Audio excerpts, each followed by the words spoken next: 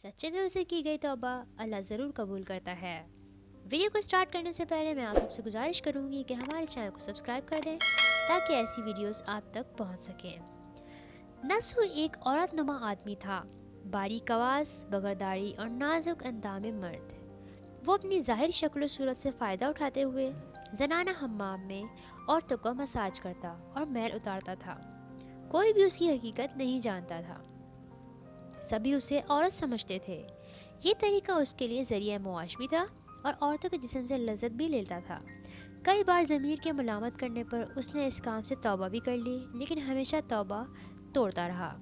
एक दिन बादशाह की बेटी हम्माम गई। हम्माम और मसाज करने के बाद पता चला कि उसका गिरा बहा गोहर, मोती या हीरा खो गया है। बादशाह की बेटी ने हुक्म दिया कि सबकी तलाशी ली जाए। सबकी तलाशी ली गई, हीरा नहीं मिला। नसू रुसवाई के डर से एक जगह छुप गया। जब उसने देखा कि शहजादी की कनीज़ें उसे ढूंढ रही हैं, सच्चे दिल से खुदा को पुकारा और खुदा की बारगाह में दिल से तौबा की और वादा किया कि आइंदा कभी भी ये काम नहीं करूँगा, मेरी लाज रख ले मौला। दुआ मांग ही रहा था कि अचानक बाहर से आवाज़ सुनाई दी गई कि नसू को छोड़ दो, हीरा मिल गया है। नसू आम आंखों से शहजादी से रुखसत लेकर घर आ गया। नसू ने कुदरत का करिश्मा देख लिया था और हमेशा हमेशा के लिए उस काम से तौबा कर ली।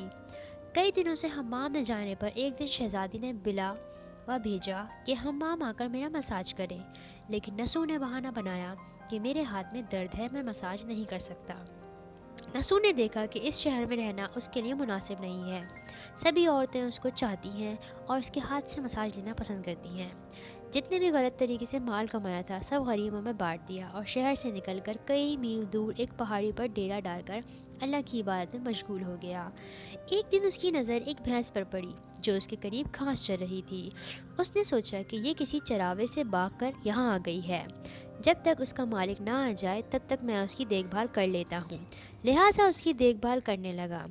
कुछ दिन बाद एक तिजारती काफिला रास्ता भूलकर इधर आ गया जो सारे प्यास की शिद्दत से निढाल दे। उन्होंने नसू से पानी मांगा। नसू ने सबको भैंस का दूध पिलाया और सबको सिराब कर दिया। काफिले वालों ने नसू से शहर जाने का रास्ता पूछा। नसू ने उनको आसान और नज़दीकी रास्ता दिखा दिया। नसू के अखलाक से मुतासिर होकर ताजिरों ने जाते हुए उसे बहुत सारा माल बतौर तोहफा दिया। नसू ने इन पैसों से वहाँ कुआं खुदवा दिया। आहिस्ता आहिस्ता वहाँ लोग हंसने लगे और इमारतें बनने लगी। वहाँ के लोग नसू को बड़ी इज्जत और एहतराम की निगाह से देखते थे। रफ्ता रफ्ता नसू की नेकी के चर्चे बादशाह तक जा पहुँचे। बादशाह के दिल में नसू से मिलने का इश्तियाक पैदा हुआ। उसने नसू को पैगाम भेजा कि बादशाह आपसे मिलना चाहते हैं, मेहरबानी करके दरबार तशरीफ़ ले आएं। जब नसू को बादशाह का पैगाम मिला उसने ना मिलने से इनकार कर दिया और माजरत चाही कि मुझे बहुत सारे काम हैं, मैं नहीं आ सकता। बादशाह को ताजुब हुआ, मगर उस बेनियाजी को देखने पर मिलने की तलब और बढ़ गई। बादशाह ने कहा कि अगर नसू नहीं आ सकते तो हम खुद उसके पास जाएंगे। जब बादशाह नसू के इलाके में दाखिल हुआ, खुदा की तरफ से मलकुल मौत को हुक्म हुआ कि बादशाह की रूह कब्ज़ कर ले। चूँकि बादशाह बतौर अकीदतमंद नसू को मिलने आ रहा था और रियाया भी नसू की खूबियों की गर्विदा थी, इसलिए नसू को बादशाह के तख्त पर बिठा दिया गया। नसू ने अपने मुल्क में अदल और इंसाफ का निज़ाम कायम किया। वही शहजादी जिसे औरत का भेस बदल कर हाथ लगाते हुए भी डरता था, उस शहजादी ने नसू से शादी कर ली।